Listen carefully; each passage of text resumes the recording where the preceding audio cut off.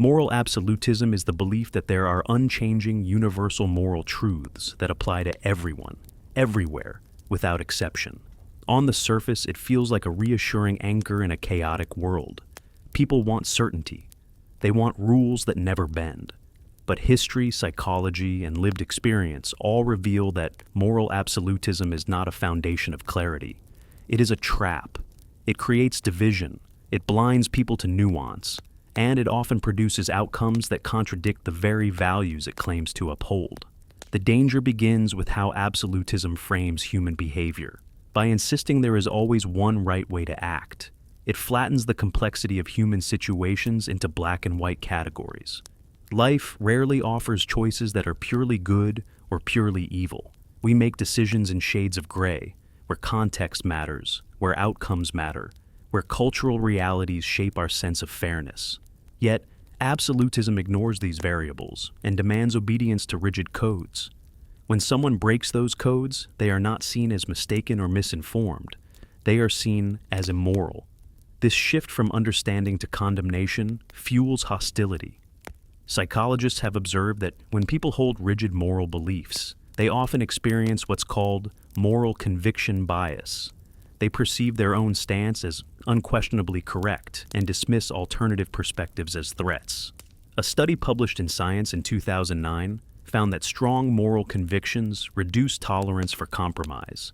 People become unwilling to work with those they disagree with, even when cooperation could lead to better overall outcomes. This is why moral absolutism so easily feeds polarization. It doesn't just produce disagreement, it produces enemies. Religion has historically been the largest vehicle for absolutist thinking. Commandments, divine laws, eternal truths, these are framed as untouchable and unquestionable. The consequence has been centuries of persecution, censorship, and violence against those who thought differently. The Spanish Inquisition, witch trials, and the persecution of heretics all emerged from the belief that there was only one correct path, and deviation was not merely a mistake, but a crime against the universe. Absolutism justified cruelty in the name of righteousness, but the harm of absolutism is not confined to the past. Even today, laws inspired by religious codes dictate what people can eat, where, or whom they can love. Absolutist morality is what drives movements that oppose same-sex marriage, reproductive rights, and freedom of expression. The argument is always the same. This is wrong in all circumstances, no matter the context. The cost of this rigidity is real human suffering. Children rejected by their families, women denied autonomy over their own bodies, people imprisoned for private choices. One way to see the flaw in moral absolutism is through cultural comparison. Practices considered moral in one society may be seen as immoral in another.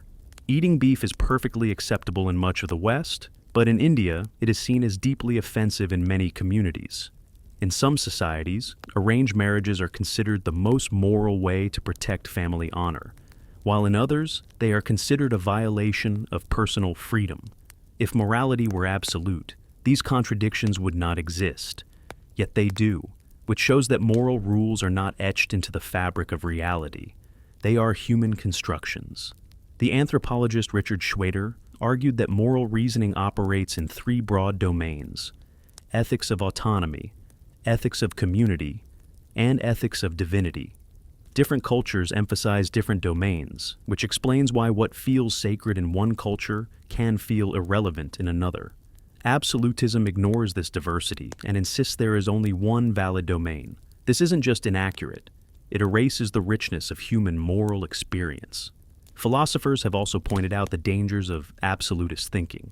Nietzsche, for instance, criticized morality that pretends to be universal, but is actually rooted in the values of a particular culture or religion. He saw it as a tool of control, a way to enforce conformity. When morality becomes absolute, it stops being about flourishing or reducing harm. It becomes about obedience. And obedience has been used by institutions for centuries to maintain power. But perhaps the most troubling aspect of moral absolutism is how it distorts empathy. When people believe they already know the one correct moral code, they stop listening to the experiences of others.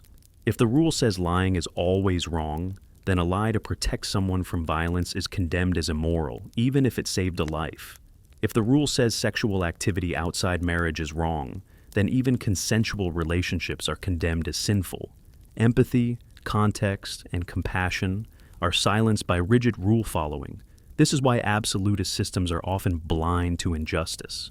Slavery, for example, was justified for centuries by appealing to supposed divine laws. Women's subordination was framed as part of the natural order. These were not seen as injustices because the absolutist framework prevented people from questioning the morality itself. Only when thinkers began to move toward moral relativism, considering context, consequences, and human well-being, did progress become possible. Modern psychology reinforces this point. Studies in moral development, such as Lawrence Kohlberg's stages of moral reasoning, show that rigid adherence to rules represents a lower stage of moral maturity. Higher levels involve recognizing universal principles like justice and human rights, but always applied with sensitivity to context. Absolutism freezes people in an earlier stage, unable to adapt their principles to real-world complexity. To make this clearer, think about medical ethics. Doctors face situations where two values conflict: preserving life and respecting autonomy. If morality were absolute, they would always have a single answer. But reality demands balancing principles, weighing outcomes, and sometimes choosing the lesser harm. A patient may refuse treatment that could save their life. An absolutist might insist life must always be preserved, but respecting autonomy often leads doctors to honor the patient's choice. This flexibility is not weakness, it is strength. It reflects respect for human dignity. One of the most revealing places to see the failures of moral absolutism is in lawmaking. Laws shaped by absolutist frameworks tend to overreach, trying to regulate every aspect of personal life, rather than focusing on reducing harm. In societies where religious moral codes dominate legislation, this has often meant criminalizing harmless behaviors. In some countries, people can be executed for blasphemy, imprisoned for expressing their sexuality, or punished for questioning dogma. These are not isolated cases. They are predictable consequences of a system that refuses to acknowledge that morality can be context-dependent. Take the example of alcohol. Some traditions ban it outright as universally immoral, while others allow it in moderation. The absolutist position that drinking is always wrong has led to prohibition laws, black markets, and organized crime, which cause more harm than the alcohol consumption itself. When moral rules ignore context, they often generate new problems that hurt more people than they protect. Absolutism also interferes with the progress of science and knowledge. The history of medicine is full of examples where absolutist prohibitions delayed life-saving practices. Autopsies were once condemned as immoral because interfering with the body was seen as a violation of divine law. For centuries, this prevented physicians from understanding human anatomy and advancing surgery. The ban wasn't based on harm reduction, but on rigid codes detached from human well-being. Only when these prohibitions were challenged did science and medicine advance. The suppression of free inquiry is another recurring consequence. When Galileo argued that the Earth revolved around the sun, he was condemned not because his evidence was poor, but because it contradicted an absolute truth held by religious authorities. Absolutism shuts down curiosity. It declares that questioning is rebellion, not exploration. The result is intellectual stagnation. What makes moral absolutism so resilient is that it disguises itself as clarity. People often fear ambiguity, so they prefer a rigid framework that tells them exactly what is right and wrong. But this clarity is an illusion. In practice, absolutism creates contradictions. Take the commandment, "Do not kill." On the surface, it seems simple, but does it apply to self-defense, to war, to the death penalty, to euthanasia? Absolute rules collapse the moment they confront reality, because life presents scenarios the rules were never designed to handle. Instead of offering clarity, absolutism produces hypocrisy. Religious texts are full of this contradiction. While prohibiting killing, they simultaneously endorse wars, executions, and massacres. This inconsistency reveals another danger. Absolutism is rarely absolute in practice. Leaders and institutions often carve out exceptions when it suits their interests. A government that bans abortion in the name of protecting life may simultaneously support wars that kill thousands. A religious group that preaches compassion may exclude entire communities from its moral concern. Absolutism, when applied selectively, becomes a weapon of control rather than a consistent ethic. In modern societies, moral absolutism also shows up in debates over technology. Consider stem cell research. For many, the potential to cure diseases like Parkinson's or diabetes is a moral imperative. But absolutist frameworks that equate embryos with fully developed persons ban this research entirely. The result is prolonged suffering for millions who might benefit from treatments. Absolutism insists on protecting a principle while ignoring the real-world harm it causes. There is also a psychological cost to individuals who live under absolutist moral systems. When people are told that even minor mistakes are grave sins, they develop guilt and anxiety. Research in clinical psychology has found that rigid moral frameworks often correlate with higher rates of scrupulosity, a form of obsessive-compulsive disorder centered around fear of moral or religious failure. Instead of encouraging growth, these systems trap people in cycles of shame. They reduce the richness of human experience to a constant fear of doing wrong. Absolutism can even erode empathy between generations. Older generations often cling to the moral codes they grew up with, while younger generations adopt new values shaped by changing social realities. When morality is treated as absolute, this gap creates hostility rather than dialogue. Parents disown children for being gay. Communities fracture over differences in lifestyle.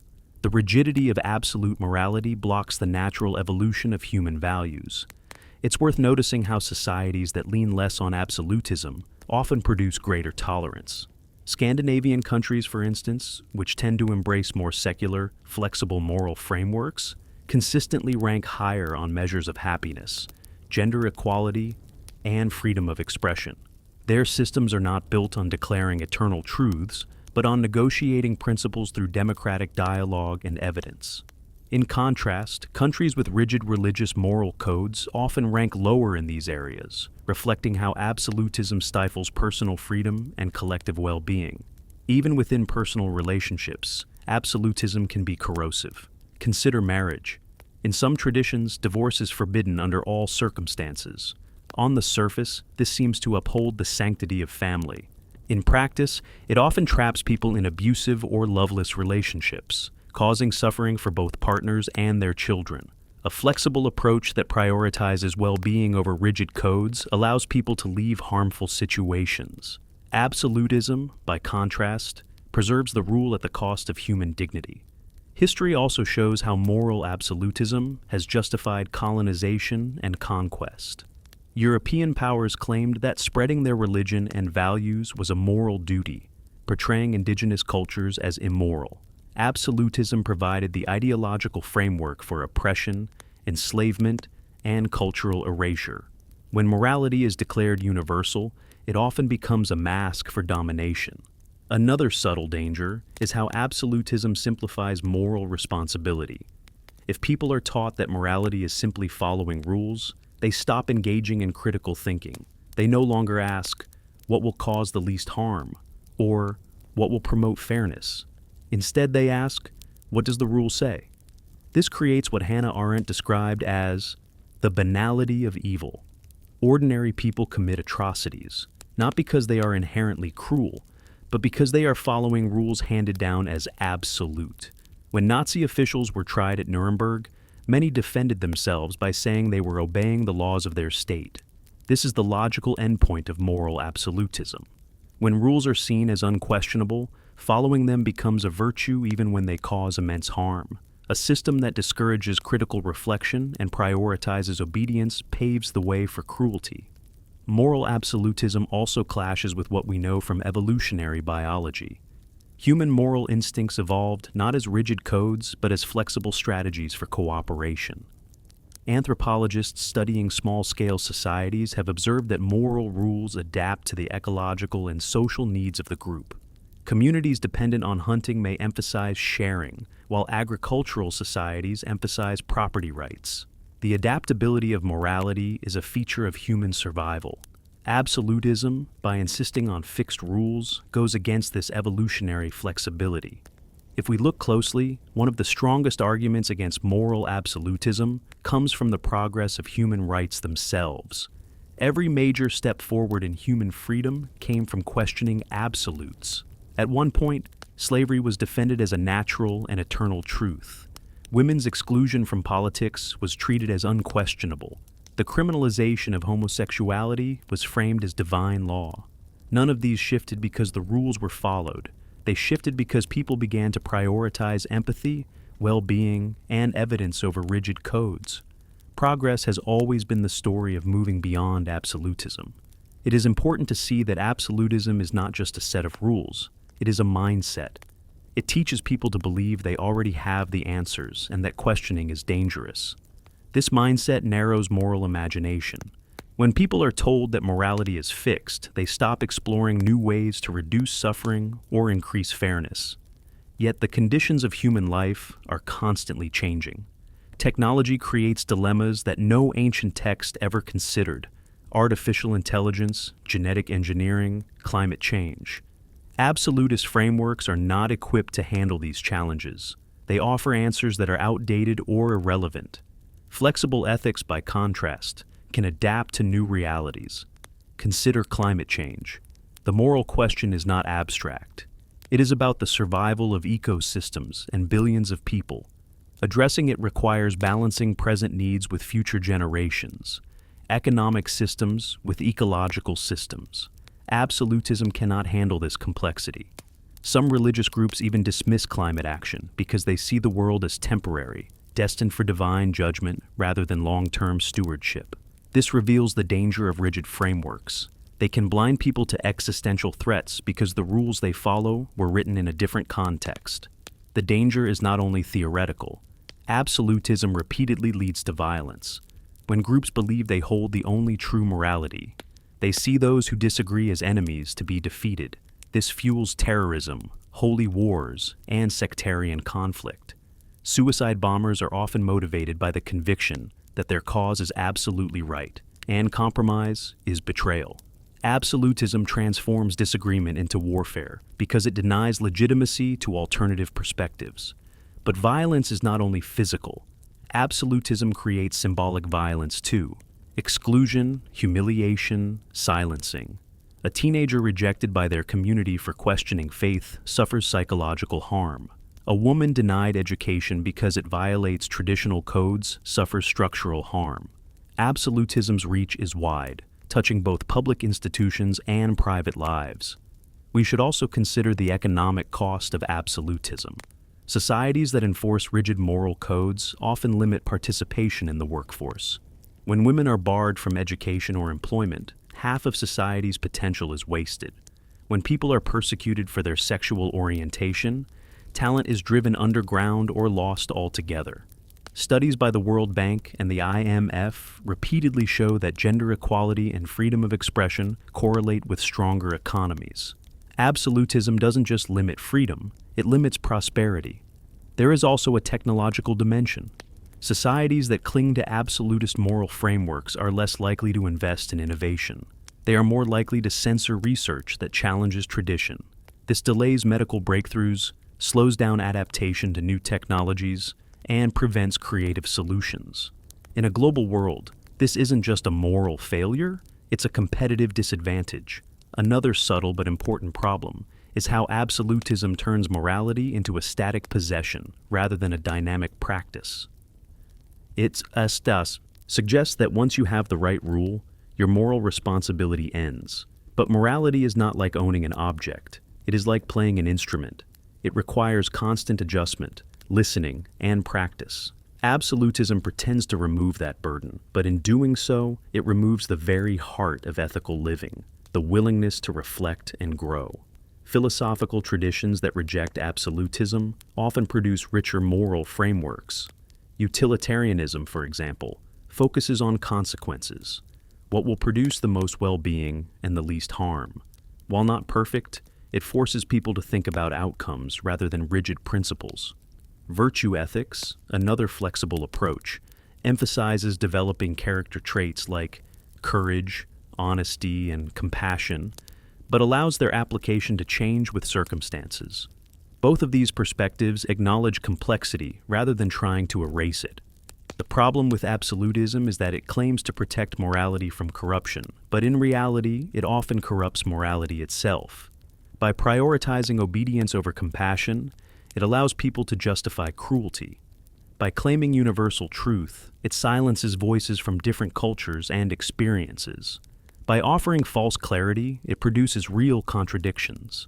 What appears to be a solid foundation is actually a brittle structure that collapses when tested. The evidence from psychology also shows how humans actually reason about morality.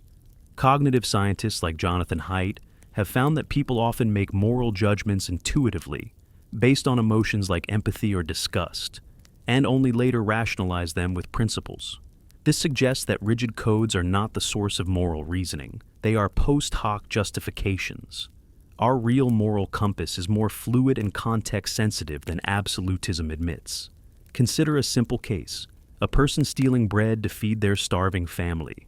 Absolutist morality might condemn theft outright, but most people, when asked, see this act as less wrong or even justified.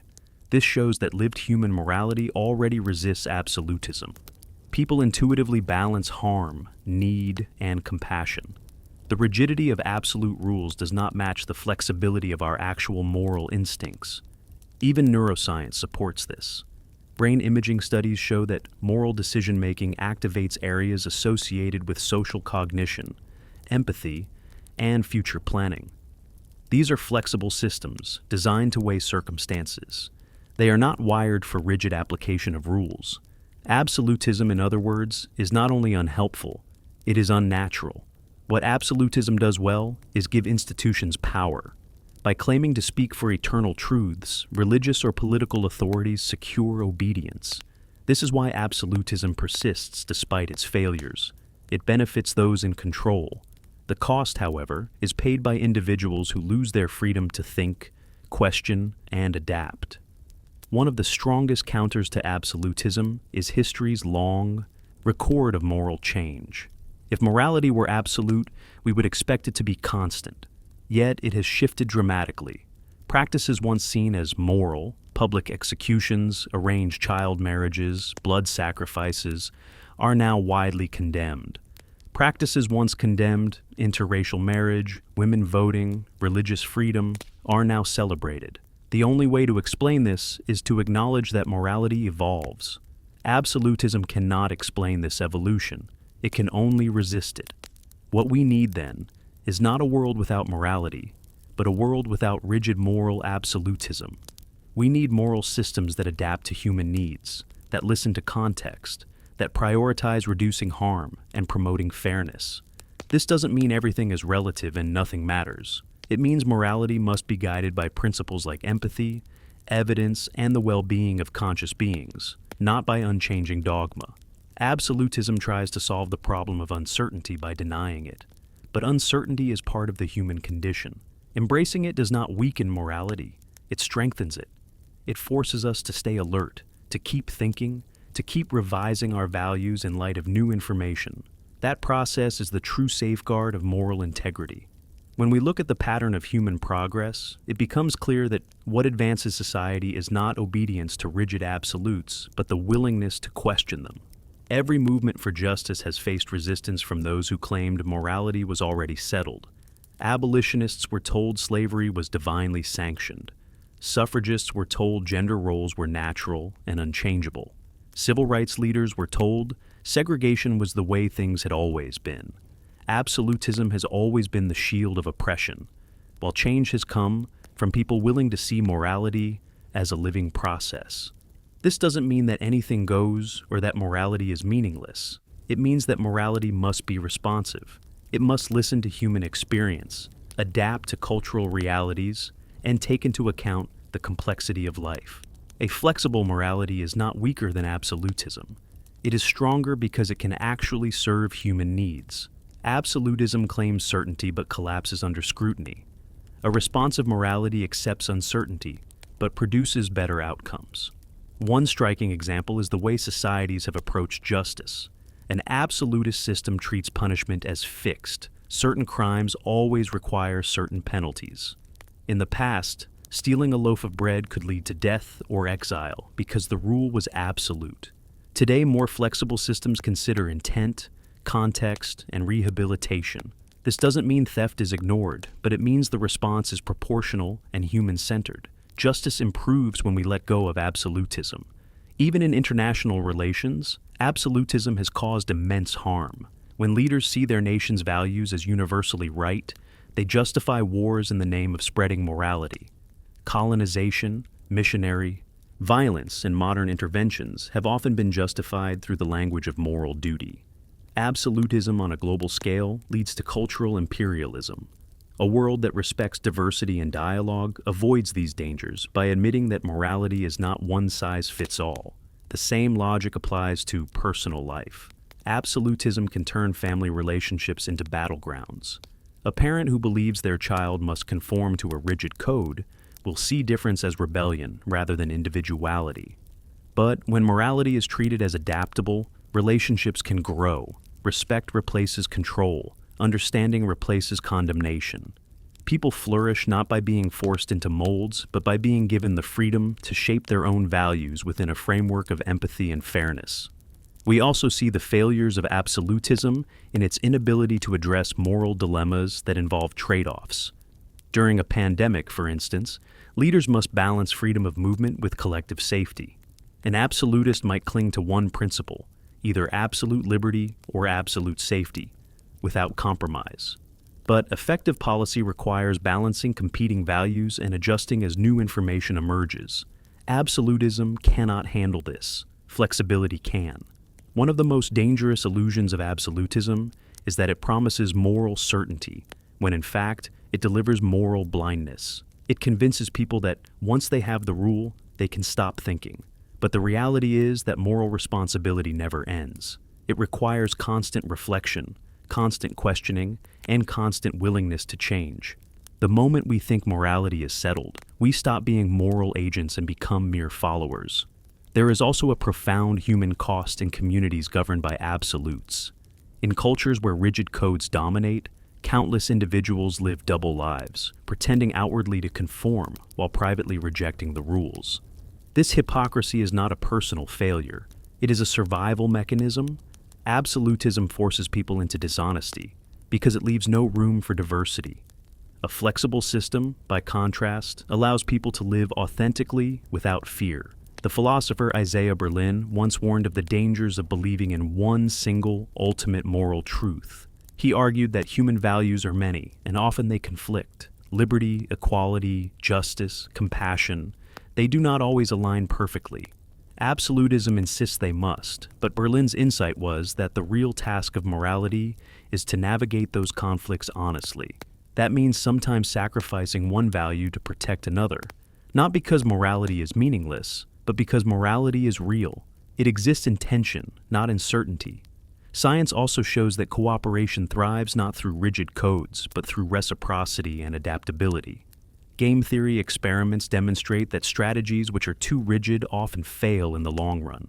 Flexible strategies that allow forgiveness, adjustment, and context-sensitive responses tend to succeed. Morality works the same way. Societies that punish without mercy or forgive without reason collapse. Societies that adapt, balance, and adjust flourish. We might ask why absolutism still appeals to so many. The answer is that it offers comfort. It relieves people of the burden of moral responsibility. If the rules are already written, then you don't have to wrestle with uncertainty or confront complexity. But that comfort comes at a cost, the cost of stagnation, oppression, and cruelty. True morality is harder. It requires courage to face uncertainty, humility to admit mistakes, and openness to change. But it is also more honest and more humane. The dangers of moral absolutism are not abstract. They shape the laws we live under, the relationships we form, the freedoms we enjoy, and the injustices we tolerate. The only way forward is to replace rigid codes with flexible principles rooted in empathy, evidence, and human dignity. That does not mean morality disappears. It means morality finally becomes what it should have always been, a tool for human flourishing, not a weapon of control. So, the real challenge is this.